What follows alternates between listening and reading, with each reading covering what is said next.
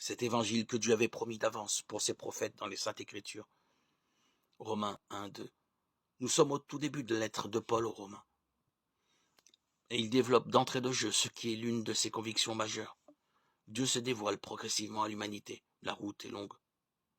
Comment nous en étonner? Tant est grande la distance entre les pensées de Dieu et celles des hommes. Ce qui explique, chemin faisant, les nombreux contresens que nous faisons sur les intentions de Dieu.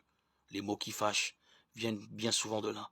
Prenons un exemple, il nous arrive d'être scandalisés par ce verset du psaume 50. Le sacrifice qui plaît à Dieu, c'est un esprit brisé. Tu ne repousses pas, ô mon Dieu, un cœur brisé et broyé. Verset 19. Croire une seconde que Dieu accueillerait avec plaisir nos souffrances et nos larmes est un pur blasphème. En réalité, le cœur brisé, c'est cette carapace dure qui nous tient lieu de cœur parfois dans les mauvais jours. Le jour où elle se brise comme une coquille de noix, elle laisse enfin apparaître sa tendresse qui est sa nature profonde.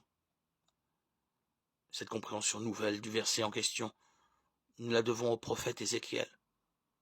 Je vous donnerai un cœur nouveau. Je mettrai en vous un esprit nouveau. J'ôterai de votre chair le cœur de pierre. Je vous donnerai un cœur de chair. Ézéchiel 36, 26.